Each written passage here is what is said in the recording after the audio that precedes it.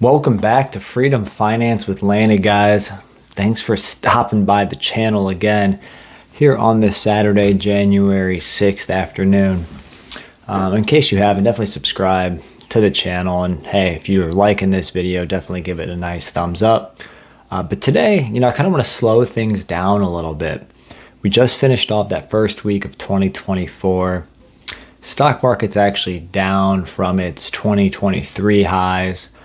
Slightly down so far in the first week as there's a little bit of a pullback, a little concern with where interest rates may go. But really now I'm not just slowing it down, but I'm really thinking about the investing strategy here in 2024 and forward. If you guys don't know, I've been investing for almost 15 years and really heavy into dividend investing, dividend individual stock investing for the better part of, 10, 12 years now.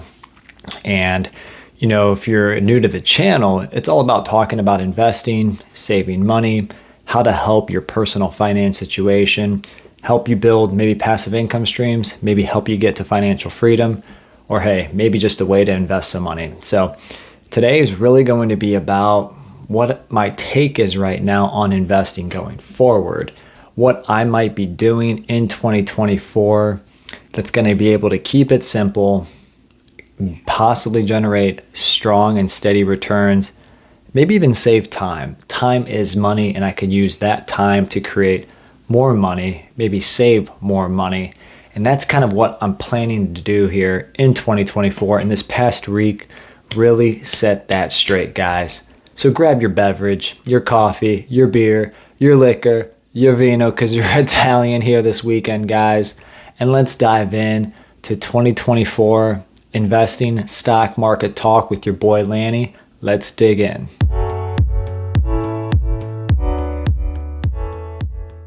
So it comes to no shock, guys. 2023 was a superb year, right? Had returns, not just over 10%, not just over 20%, but actually over 24%. History showed that it's very rare, if not almost impossible, for the S&P 500 to return 2 negative years in a row after we had the 2022 setback. So 2023 proved history right. And, evidence actually also does show that almost 66% of the time after the prior year performed over 20%. So in this case, 2023 performed over 20%, over 24%. That's 66% of the time the next year still has a positive return. So there is a 66% based on history percent chance that this year in 2024 that the S&P 500 will also have a positive year. So just keep that in mind. And, and if you haven't caught it on the Dividend Diplomats channel, recommend you checking that video out as well. But then a big piece of, individual stock news happened this past week, something where some or all of the writing was on the wall here, guys. And, you might want to take a sip of that beverage right now if you have one. But, Walgreens Boots Alliance, or ticker symbol WBA, they had a nice dividend cut. Nice as in quotes, guys. They reduced that dividend down from 48 cents per share per quarter to 25 cents. Now, every dividend cut stings, and, fortunately, unfortunately, obviously, it's one of many positions. Between my wife and I, we have, between 60 or 70 different individual dividend stock positions. And, every dividend cut just doesn't feel great. And this one definitely doesn't. I don't have a large position relative to the overall portfolio, so it's going to be a minimal impact, but it's a negative impact nonetheless. And, I love individual dividend stock investing. Don't plan on stopping doing individual dividend stock investing. But if 2022, 2023, and 2024 already after the first week has kind of taught me, is, hey, if I don't have the time to continue to stay up on every individual dividend stock, maybe it's time that I go more in, or at least continue my exchange traded fund or ETF strategy. Now, again, I actually had in my portfolio, my individual stock portfolio, I had at least 45 dividend increases. which is actually, I mean, that's amazing. Over 2/3, if not 70+% of my portfolio increased their dividend in 2023. I did have, I believe, 2 to 3 dividend cuts. I know Intel was one, and Paramount was another one. Intel obviously performed very well from a stock price appreciation standpoint. And Paramount, hey, there's merger talks right now, obviously between the other dog of Warner Brothers Discovery. So we'll see what type of cluster F that becomes into. But so it's not like individual dividend stock investing I've done poorly. I've actually, for many years when I first started out, probably for my first, 8+ years, I was outpacing the S&P 500 every single year. I think I did not beat them in 2020, if I remember right. 2021, I believe I did. 2022, I think I did. 2023, I did not. So, I've had majority of my years, I ended up outpacing the S&P 500 or the overall return of the index. But that's not my point. My point is to build a growing dividend income stream. And with that cut of Walgreens Boots Alliance, WBA, man, that just kind of got me, pumped up here to talk to you guys. So that's why this is going to be a very unedited, unscripted video here. So hopefully you guys enjoy it. Let me know in the comments too if you guys experienced that dividend cut or how many dividend cuts you experienced in 2023. So the first week is done. It's in the books.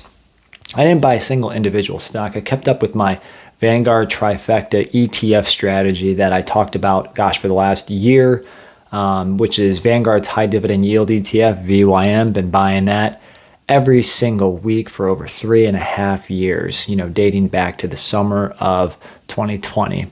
And then buying VOO every single day. I've been doing that for a lot longer than buying my VIG, Vanguard's Dividend Appreciation ETF, which started probably near this time last year.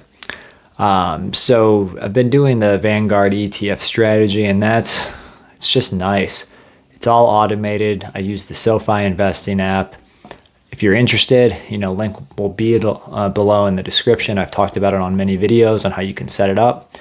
But yeah, I buy VYM every single Monday automatically, and I buy $60 a day into VOO and $40 a day into VIG. And I've talked about in other videos, our savings rate in the house, well over 65%. Again, we have a very, very high savings rate, which allows us to do that type of investing. So with this dividend cut, it just really made me go, do I have the time and capacity, with working 55, 65 plus hours a week, not considering the hour and 15 minutes a day commute, to really stay up on all my individual stocks? Could I have made a move, before the cut? Because usually before I make a move, I like to have the next move ready.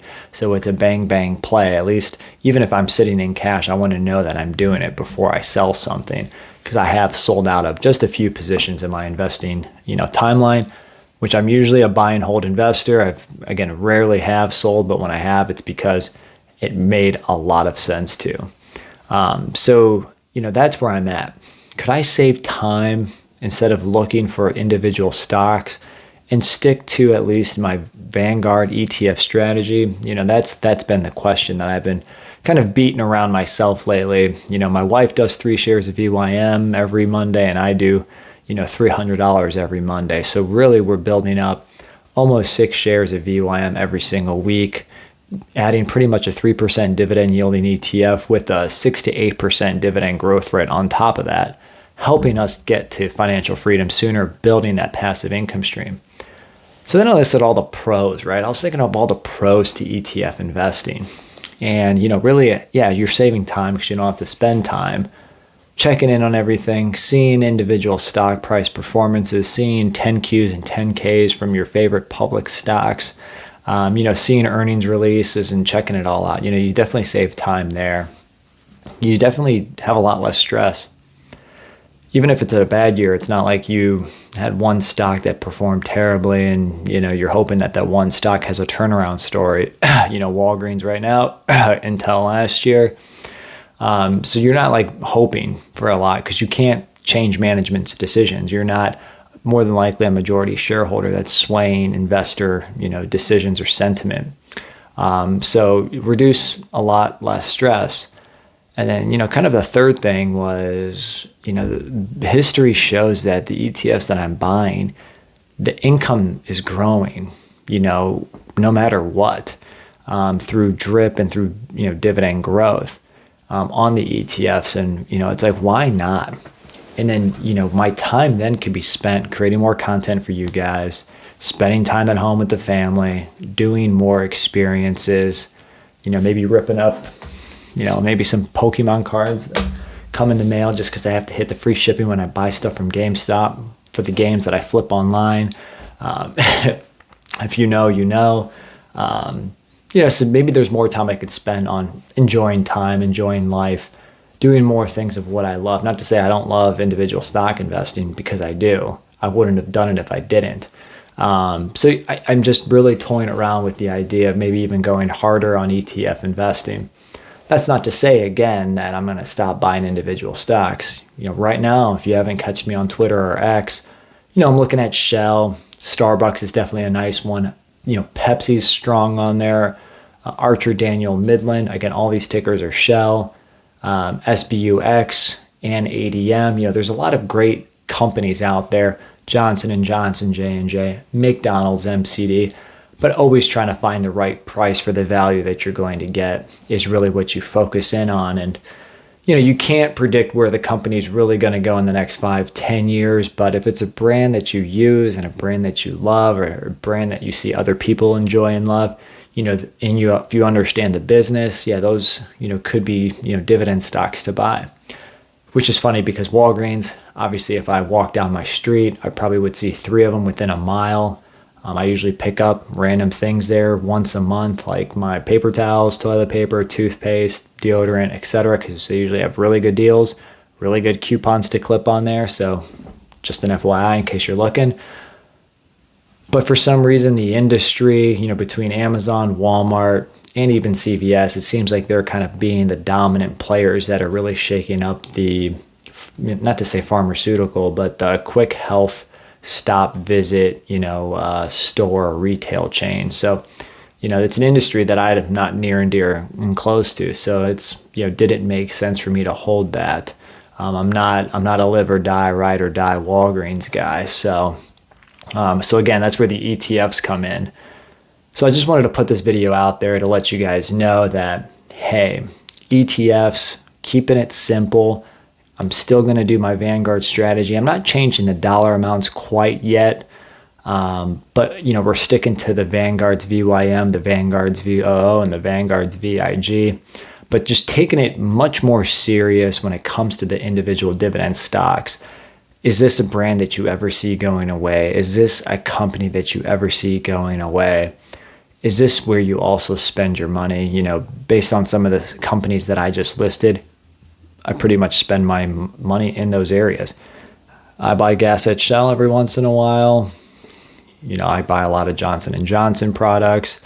Pepsi products I pretty much see everywhere. Business function, family party functions, and just in general in your refrigerator. It's very easy. You could see the long lines at McDonald's, et cetera, et cetera. So not saying no to individual dividend stock investing, but I'm here to put the stamp on the ETF investing just to reduce the stress, keep it simple, and watch that passive income grow so you can spend more time generating new ideas, new income sources, and really making a better impact in your house, in your finances, and in hopefully your future, guys. So let me know in the comments if that makes sense to you guys. What are you guys doing here in 2024 when it comes to investing? First week is out the gate, so let me know how you guys are already progressing in your personal finance journey and goals for 2024. Thanks for rocking with me on this quick hitting, non-planned, barely edited video, if any at all. Subscribe to the channel, guys. Like the video. Appreciate you guys from rocking with me, and I'll catch you on the next one.